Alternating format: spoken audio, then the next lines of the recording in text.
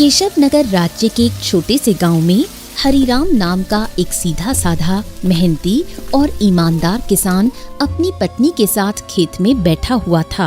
देखना, हमारी फसल इस साल बहुत अच्छी होगी। हाँ, क्योंकि मेरी मेहनत के साथ साथ मेरे खेत की जमीन पर तुम्हारी मेहनत का पसीना भी शामिल है अर्चना। हाँ। नहीं, सारे गांव में केवल तुम ही मेहनती और ईमानदार हो। तुम्हारे पास जमीन तो कम है, लेकिन तुम्हारा दिल बहुत बड़ा है। कुछ देर बाद दोनों पति पत्नी घर चले गए।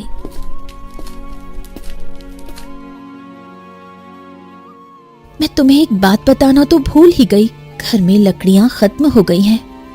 अरे चिंता मत करो, मैं कल सुबह सबसे पहले जंगल में लकड़ियां काटने के लिए ही चला जाऊंगा। ठीक है ना, ले आऊंगा। चलो अब।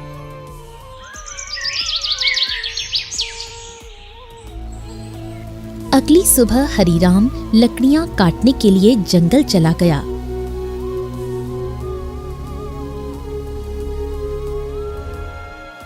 हरिराम एक पेड़ पर कुल्हाड़ी चलाने ही वाला था कि तभी उसने देखा झाड़ियों में एक घायल बंदर कराह रहा था।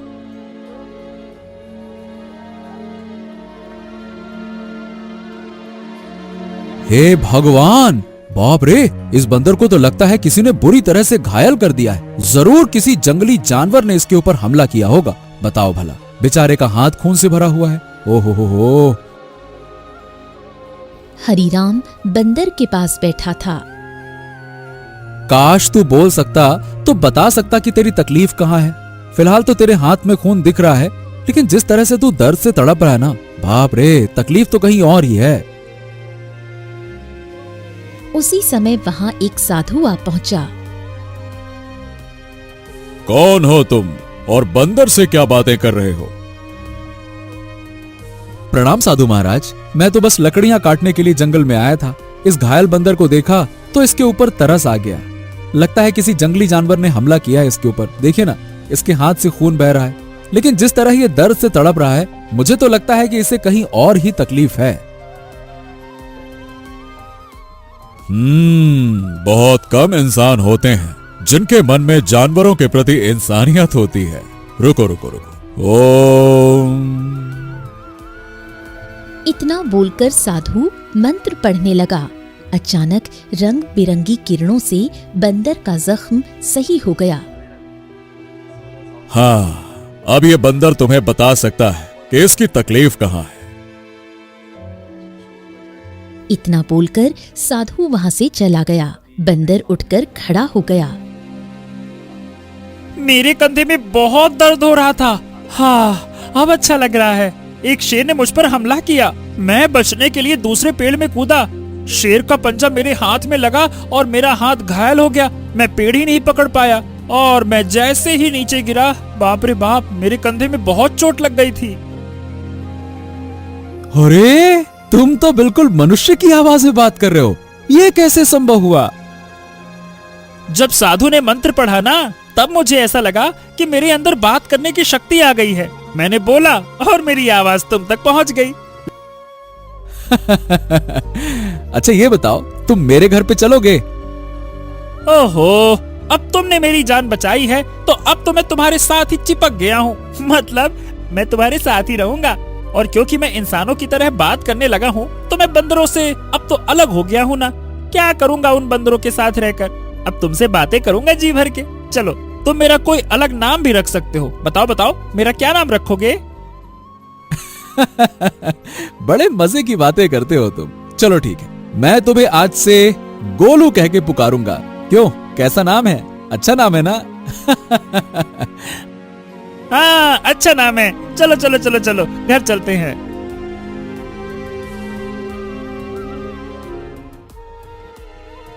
अरे, ये जंगल से तुम बंदर को क्यों पकड़ लाए? हरिराम पूरी घटना अर्चना को बताने लगा। क्या वास्तव में बंदर बात कर सकता है? अरे तुम स्वयं पूछ लो। क्या नाम है तुम्हारा? मेरा नाम गोलू है। हरिराम ने मेरी जान बचाई है और अब मैं उसका साथी हूँ। साथी क्या, अब तो मैं तुम्हारे परिवार का हिस्सा हूँ। अर्चना आश्चर्य में पड़ गई। समय बीतने लगा। गोलू की मौजूदगी घर में नई जान ले आई थी। धीरे धीरे गोलू अर्चना के काम में हाथ बटाने लगा। गोलू अब हरिराम का सच्चा साथी बन चुका था। एक दिन गोलू हरिराम से बोला, हरिराम, अब मैं भी तुम्हारे साथ खेत में चलूंगा। क्या करूंगा घर में बैठे बैठे, मुझे भी चलना है। अरे गोलू, खेत का काम आसान नहीं होता, बहुत मेहनत लगती है। क्या करोगे तुम वहाँ पे? अरे क्या करूंगा क्या, मैं भी तुम्हारे साथ मेहनत करूंगा। और क्या मुझे कम मेहनती समझा है क्या?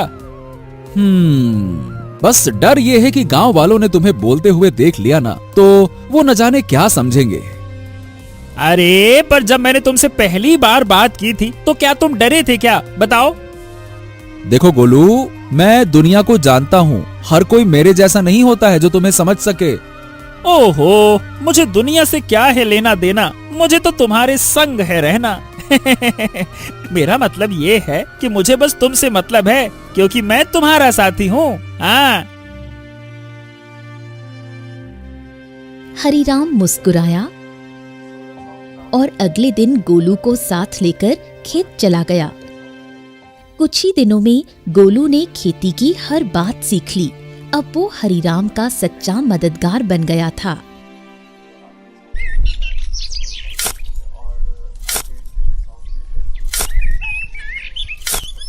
हरिराम, अरे आज की मिट्टी तो बहुत भारी लग रही है।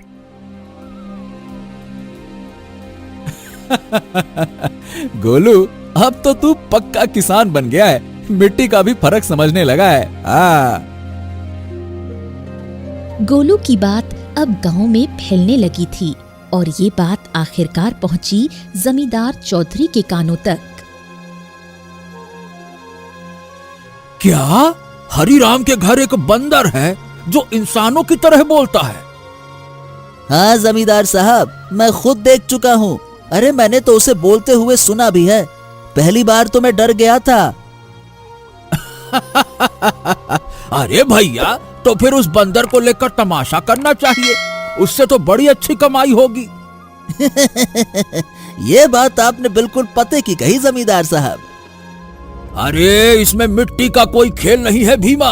उसकी किस्मत और सितारे बुलंद है, पर जिस दिन वो सितारे गिरेंगे ना, उसी दिन ये खेत मेरा होगा और हरिराम मेरे कदमों में होगा। देख लेना तुम। समय ऐसे ही बीतने लगा। एक दिन हरिराम और गोलू जब खेत से घर लौटे तो आंगन में बैठी अर्चना को देखकर दोनों के चेहरे पर चिंता की रेखाएं खिंच गईं। अरे अर्चना, क्या हुआ? ये कैसी खांसी है? कुछ दिनों से खांसी हो रही है, अब तो दिन ब दिन और भी बढ़ती जा रही है। हरिराम, इसे नजरअंदाज मत करो। किसी अच्छे वैद्य को तुरंत बुलाना चाहिए। हरिराम ने देर न करते हुए गांव के एक अनुभवी वैद्य को बुला लिया। वैद्य ने अर्चना को ध्यान से देखा। हरिराम, देखो, इन्हें एक विचित्र बीमारी हो गई है। अगर समय पर इलाज ना मिला तो ये जानलेवा हो सकती है। हाँ, नहीं नहीं नहीं नहीं वैद्य जी, आप तो इलाज शुरू कीजिए, मैं कोई कसर नहीं छोड़ूंगा।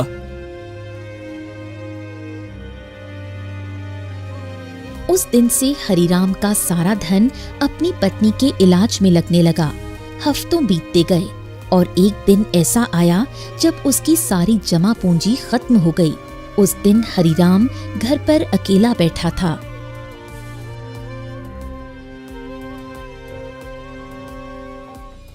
ऐसे उदास मत बैठिए, मैं अपने आप ठीक हो जाऊंगी। ऐसा ऐसा मत कहो अर्चना, मैं तुम्हें इस हालत में नहीं देख सकता।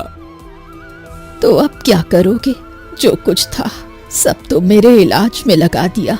अब तो बीज खरीदने तक के पैसे नहीं बचे। हरिराम सिर झुकाए बैठा था। तभी गोलू तेजी से दौड़ता हुआ आया। हरिराम, हिम्मत मत हारो। तुम्हारे 2 भाई इस गांव में रहते हैं और तुमसे ज्यादा धनी भी हैं। उनसे मदद क्यों नहीं मांगते हो, हैं? हरिराम को ये बात ठीक लगी। उसी शाम वो गोलू को साथ लेकर बिरजू ने दरवाजा खोला और हरिराम को देखकर चौंक गया। ओ हरिराम, आज भाई की याद कैसे आ गई? भैया भैया मेरी पत्नी अर्चना बहुत बीमार है, थोड़ा सा धन चाहिए इलाज के लिए। क्या? अरे बंटवारे में वैसे भी तुझे ज्यादा जमीन मिल गई थी, उसे बेच नहीं देता? मेरे पास धन का पेड़ लगा है क्या जो मांगने चला आया? झूठ मत बोलो भैया, सच तो यह है कि तुमने और केशव भैया ने मेरे हिस्से की जमीन भी दबा ली थी। मुझे 6 बीघा जमीन मिलनी थी, बस 2 बीघा मिली है, 2 बीघा। अरे निकल जा यहाँ से, अगर कर्ज लेना है तो जमींदार के पास जा, मुंह उठा के चले आते, भाग यहाँ से।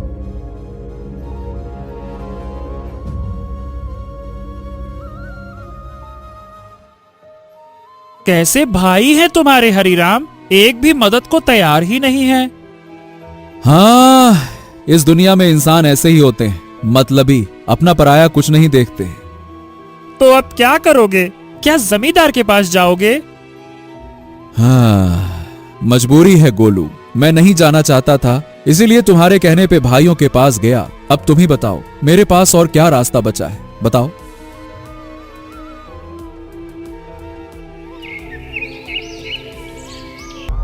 हरिराम गोलू के साथ घर पर आ पहुंचा और गोलू तुरंत वहां से चला गया। शाम तक गोलू लौटकर नहीं आया। हरिराम और अर्चना की चिंता बढ़ने लगी। गोलू अब तक क्यों नहीं आया? कहीं जमींदार ने उसे कुछ कर तो नहीं दिया? अरे पता नहीं कहां गया, मेरा मन भी बड़ा बेचैन है। रात बीत गई। सुबह सूरज की किरणों के साथ ही गोलू वहां पहुंचा, हाथ में एक चमकती जड़ी बूटी के साथ। अरे गोलू, तू कहां था? हमें लगा कहीं तुझे कुछ हो तो नहीं गया। अरे मैं जंगल गया था उन साधु महाराज को ढूंढने जिनसे मुझे बोलने की शक्ति मिली थी। उन्हें मैंने सारी बात बताई और उन्होंने दया करके ये जड़ी बूटी दी है। उन्होंने कहा है कि इससे बड़ी बीमारी ठीक हो सकती है। हाँ। गोलू ने वो जड़ी बूटी अर्चना को दे दी। कुछ देर बाद अर्चना की आंखों में चमक लौट आई। मुझे बिल्कुल स्वस्थ महसूस हो रहा है, जैसे मैं कभी बीमार ही नहीं थी। हाँ अर्चना, तुम्हारी खांसी भी ठीक हो गई। और गोलू, तू तो हमारे लिए देवता बन गया। अगर तू नहीं होता तो मैं जमींदार से कर्ज लेकर अपनी खेती भी खो बैठता।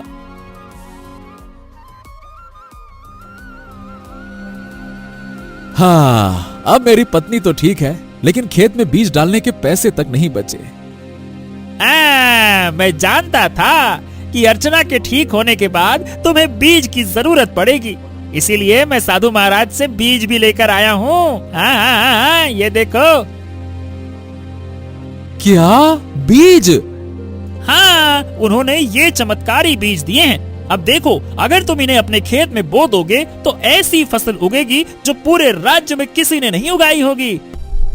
अगले ही दिन हरिराम, गोलू और अर्चना ने मिलकर खेत जोता, बीज बोया और आकाश की ओर देखकर मेहनत का वादा किया। कुछ ही दिनों में हरिराम के खेत में ऐसी फसल लहराई जैसे किसी ने पहले कभी नहीं देखी थी।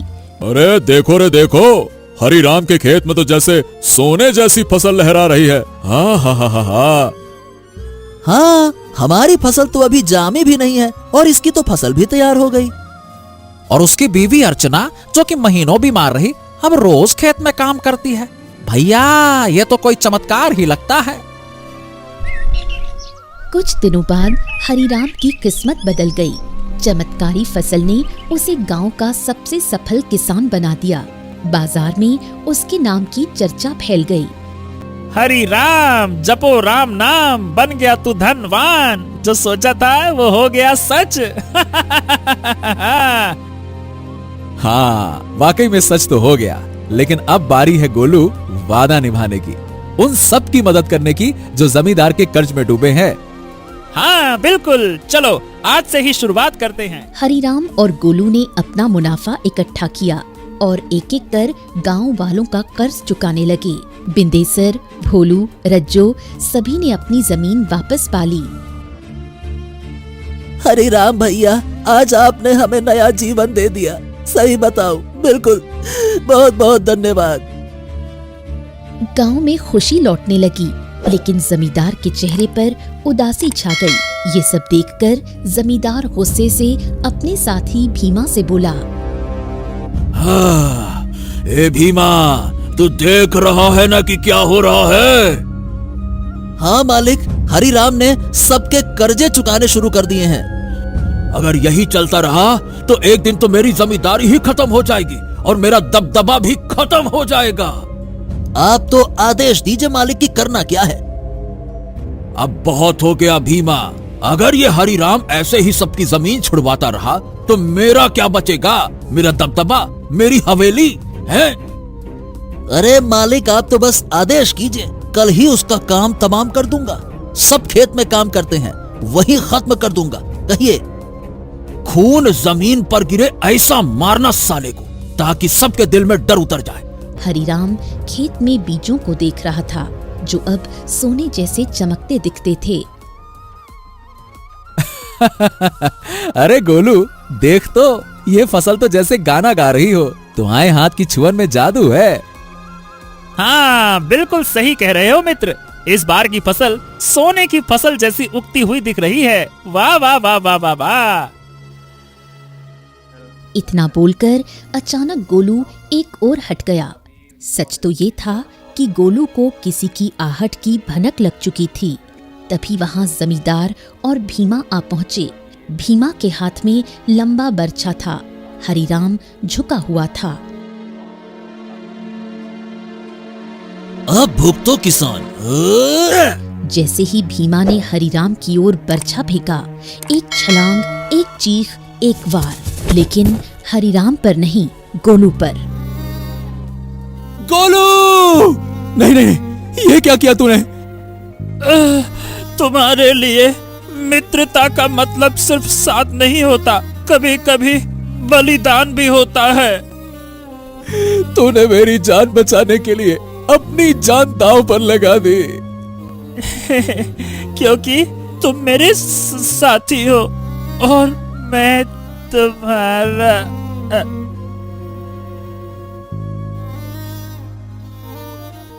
जमींदार और भीमा अविश्वास भरी नजरों से घायल गोलू को देखने लगे। भीमा जमींदार की ओर देखकर बोला, अरे ये क्या जमींदार, इस मूर्ख बंदर ने तो हरिराम के ऊपर लगने वाला वार अपने ऊपर ले लिया। हाँ, तुमने सही कहा, लेकिन मैं फिर भी हरिराम को जीवित नहीं छोड़ूंगा। इतना बोलकर जमींदार गोलू की ओर देखकर क्रोधित अवस्था में बोला, अरे तू मूर्ख का मूर्ख बंदर ही रहा। अरे तू इंसानों की तरह बोल सकता था और इंसानों की तरह रहने लगा था, लेकिन तू इंसानों की तरह चतुराई नहीं सीख सका। तुझे क्या जरूरत थी अपने ऊपर वार लेने की?